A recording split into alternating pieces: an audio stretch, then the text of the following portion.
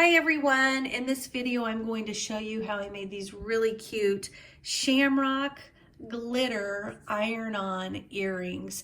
Now you could make these with several different colors of material, whether you want to do white, you want to do gold, you could do green and do a white iron-on instead of a green iron-on.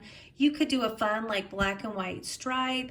There's so many different options for your base that would still feel very St. Patrick's Day appropriate. And even for your iron-on, there's just so many different options. You know, I picked this great glitter, green glitter iron-on, which I just love.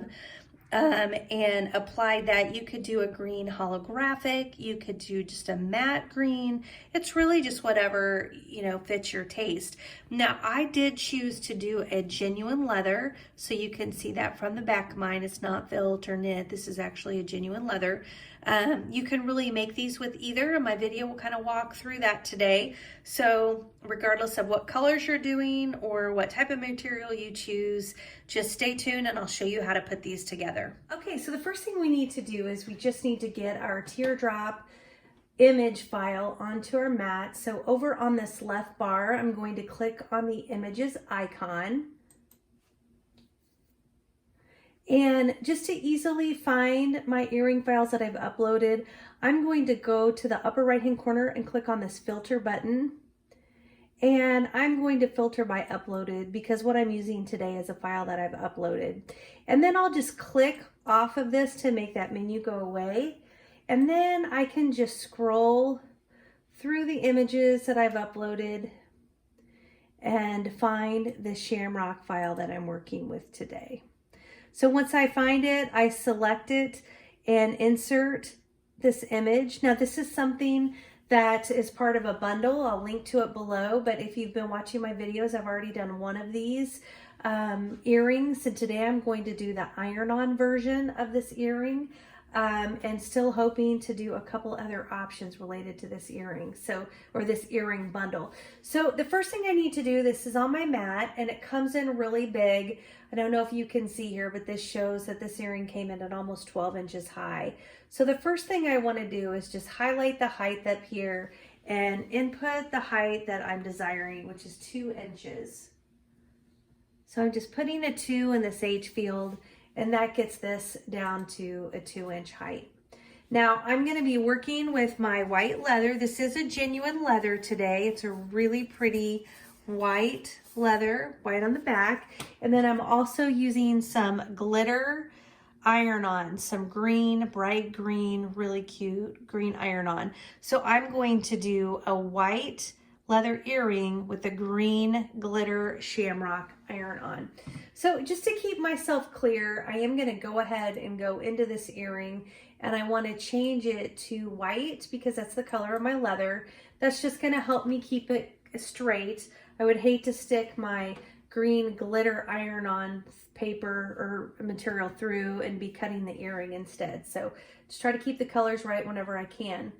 Now what I need to do here is duplicate this earring. I've got to make some manipulations to the file, but first I want to go ahead and I want to make myself a copy. So I'm just clicking on that image and I'm duplicating it. I'm just going to move this one over here for now. Okay, so let's click back to my first one. This is going to be my white leather earring, and it's just plain white leather, right? I don't want to cut the shamrock out because I'm going to be ironing on that glitter shamrock. So I need to make the shamrock go away, and I'm debating whether I want to cut this hole or not. I usually like to punch my holes.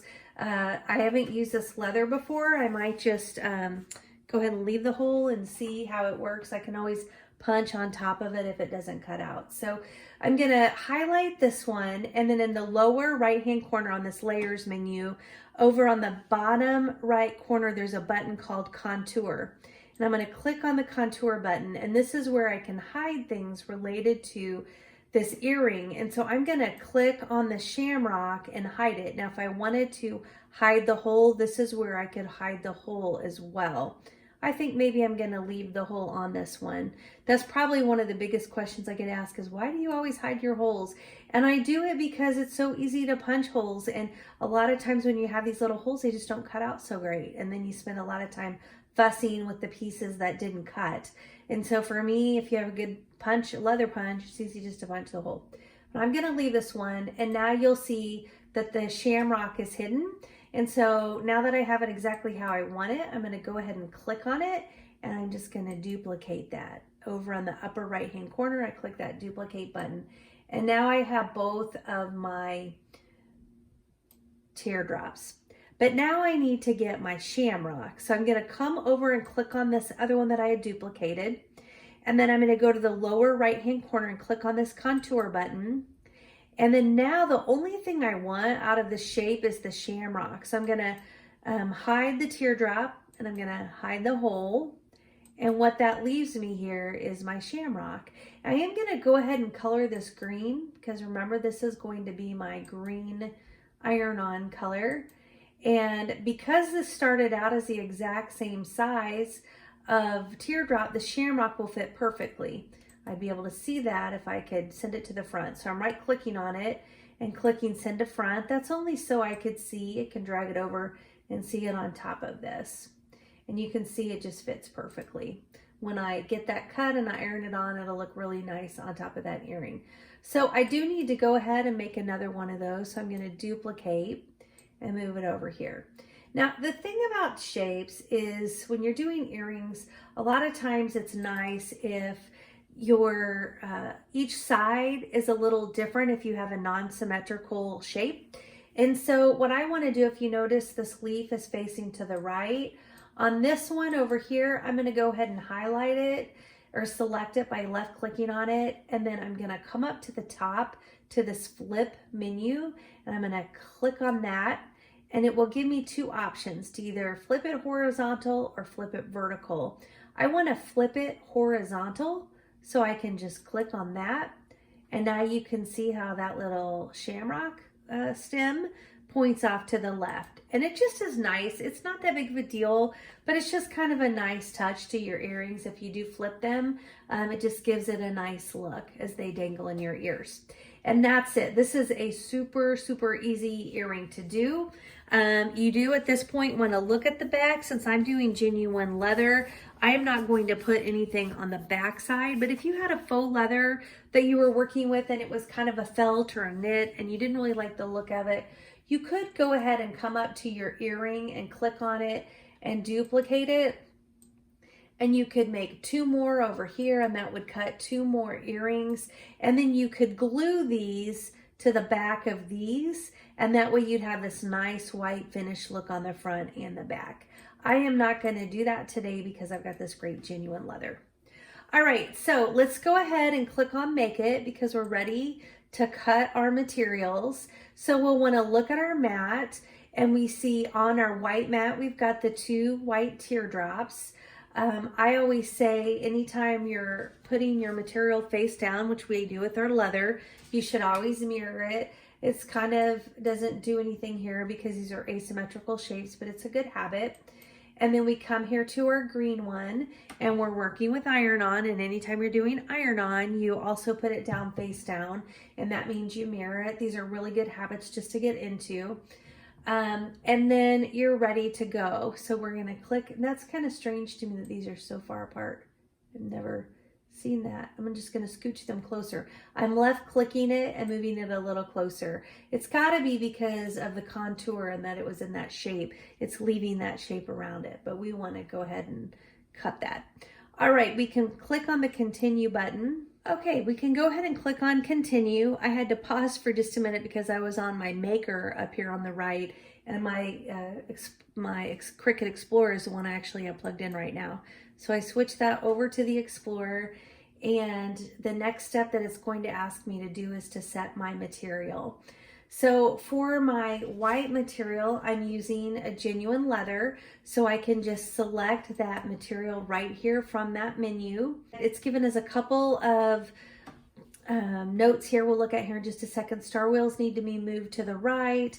It's also reminding us that we need to have our deep point blade in clamp B. If you're using faux leather for this project, it won't give you this message. That's why it's important that you select the right material, because it's going to guide you on which blade you need. For genuine leather, we need the deep point blade. We can cut genuine leather with the Explorer and the Maker. In both of those machines, we need to change the blade. All right, we are going to be using a purple mat because anytime we're cutting genuine leather, we need to use the strong grip mat. That's really important.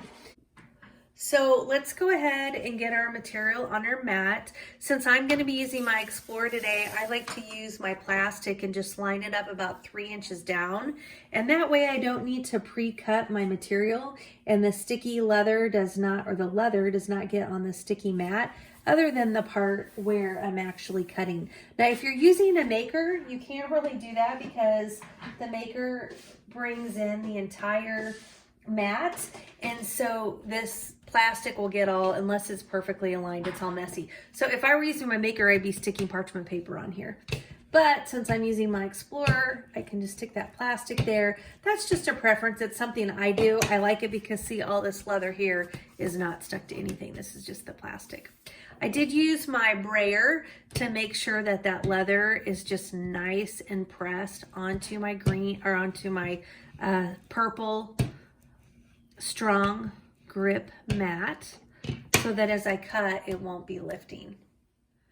And then the other thing I needed to show you here was we do have our star wheels pushed over here on the right. The star wheels are these white wheels.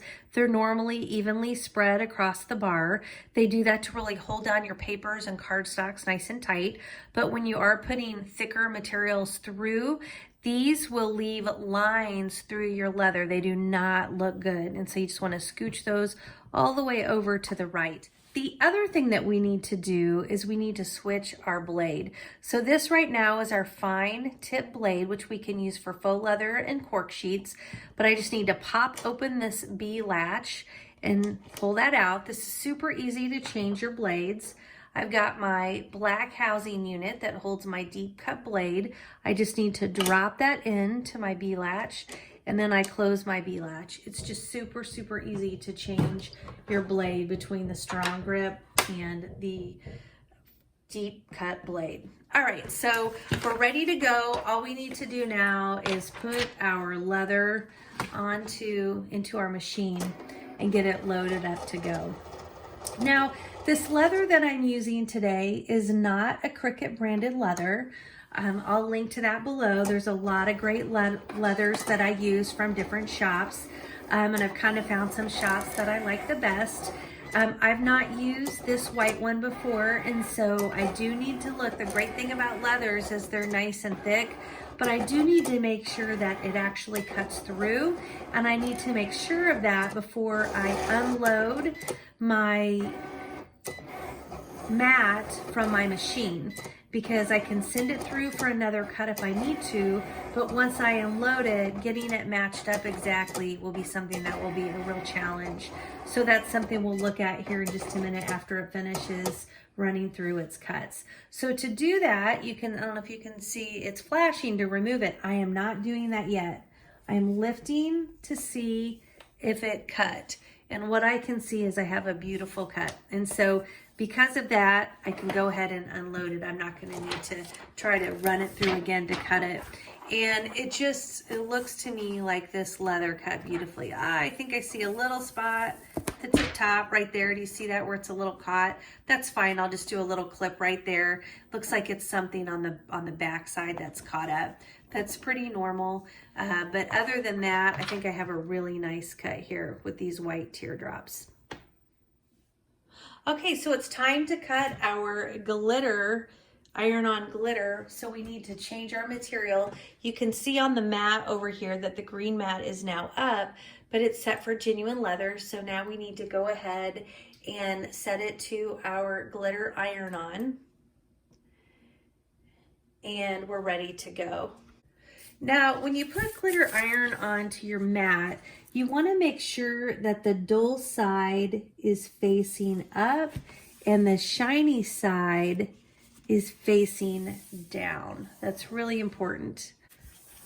All right, and again, I'm using this plastic so that this doesn't all need to stick to my mat. If you're using your maker, you can't necessarily use your plastic, but you can be using that same piece of wax paper that you had on it before. Now this is really important, and I've made this mistake a lot. When you're doing iron-on earrings on leather, oftentimes you'll have your deep cut blade in.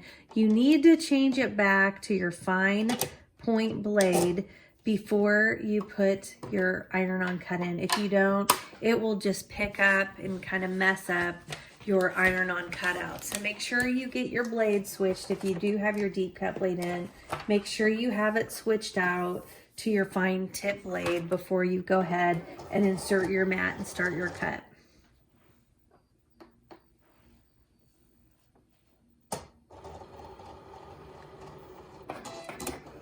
So I do want to say welcome back to those of you who are a part of my channel and who have watched my videos before.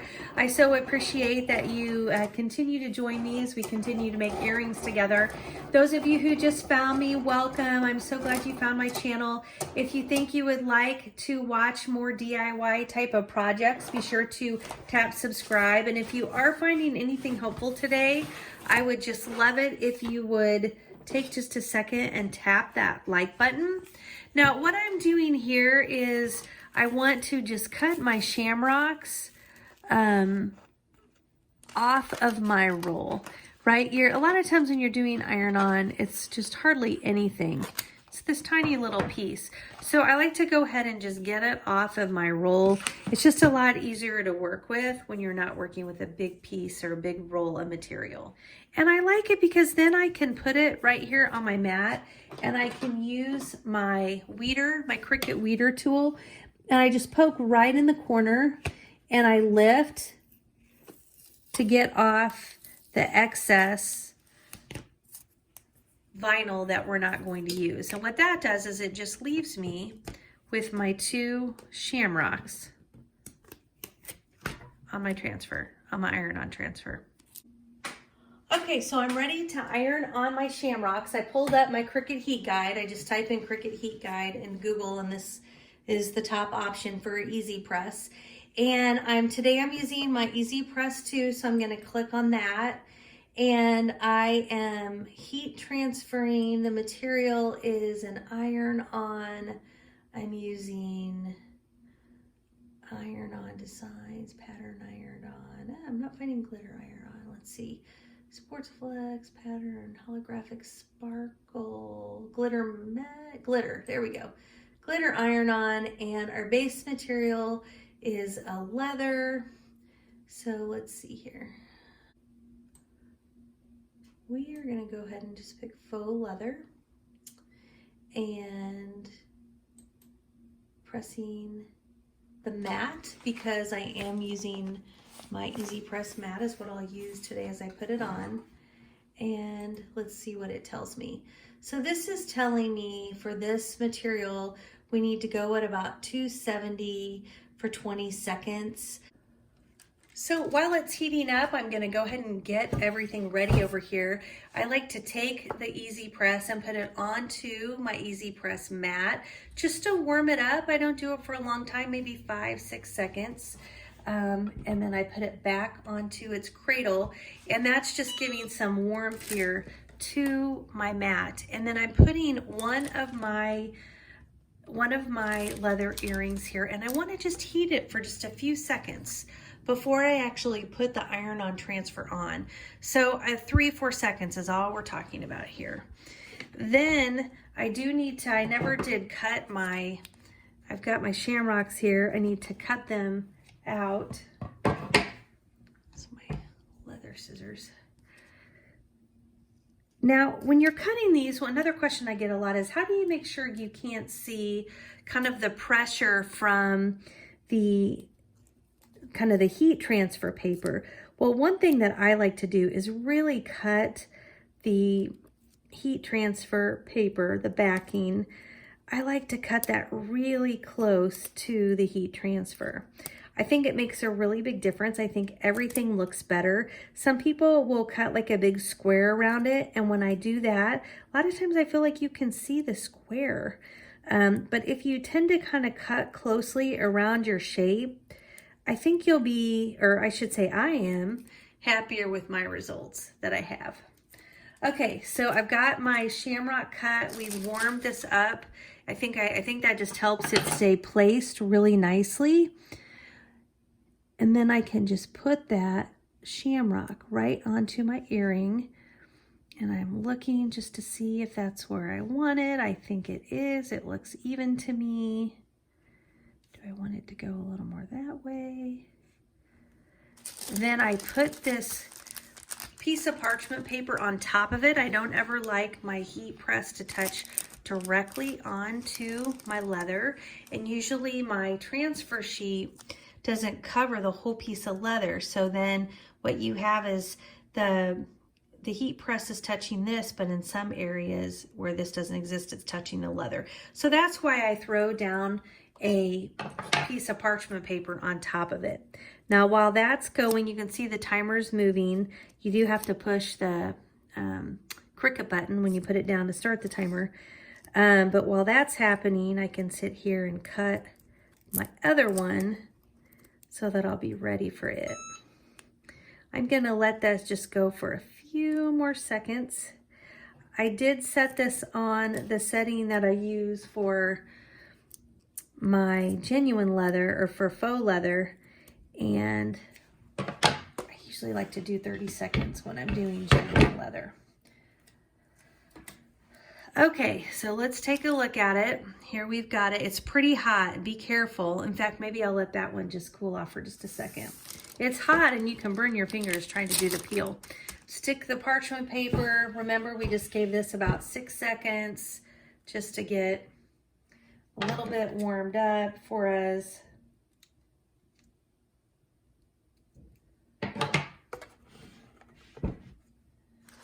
And then I just need to place this. I do want to put my other one next to it because it kind of helps me when I'm figuring out, you know, how they're going to look right. Like I want them to be the same height from the bottom, kind of the same angles. And that looks pretty good to me right about there. So I'm going to put my parchment paper down. Once again, push my green button. And then while that's warming up, I think I can go ahead and try my peel. And you see the backing comes right off. And you just see this really cute Shamrock sparkle. I love this green glitter. I think the green glitter is just great. All right, this one is done. Let's pull that baby off.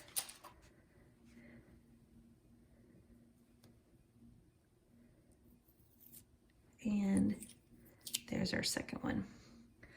All right, so our 2 earrings are done, and now we need to get the hooks onto them.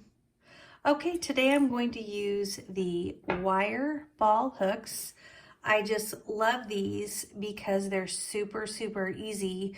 There are no jump rings, or you could use jump rings if you wanted them to dangle more, but basically this hook just goes through the hole. The earring comes down and it slides right onto this hook, and you are ready to go. Now, I have these linked up below. There's lots of different ones on Amazon. This one comes in and it's super tight. They're not all like this. And I actually have to get my pliers and pull back just a tad so that my earring can get onto this earring. They're not all like that. Some of them are open enough you can go ahead and drop that without making any change with any pliers. The other thing I need to do is I need to get my hole punch into the leather, and I thought I left the holes in here, so I'm feeling a little bit confused. I haven't gone back to check at what's happening, but I do need to get holes in here. So I'm taking my leather hole punch and trying to get it, you know, up to the top, because you want to be as high as you can, but you don't want it to be so high that it's going to break through your leather if there's any pull on it. So I punched through that, and now I'm just weaving my hook through that hole. And then I've got to get it down here into my hook. Now you can decide if you feel that you need to close that back up. If you feel like it's gonna fall off, like when I look at this, I'm not seeing, like I'm not worried, but if you are worried, you could just take your pliers again and just kind of bend it back a little ways, just to help that. Then I'd come to this one. Since I'm going all the way as high as I feel like I can, I don't really feel like I need to compare it to the other one, because in both cases I'm just going as high as I feel like I can on the teardrop to make the hole. And then pushing through the leather again through there.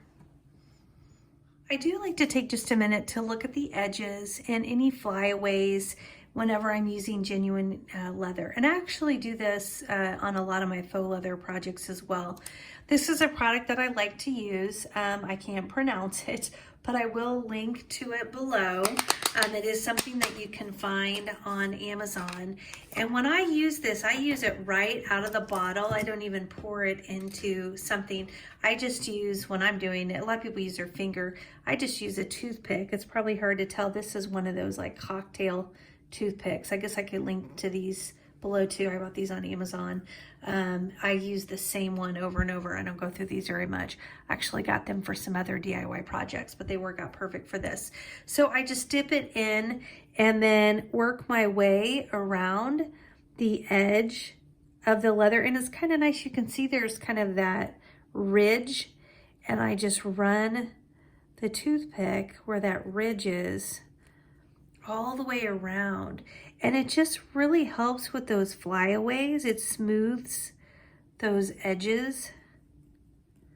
And it's so fun. I use this a lot when I'm cutting words. You know, a lot of times you'll cut shapes or words out of the middle of your leather or your faux leather.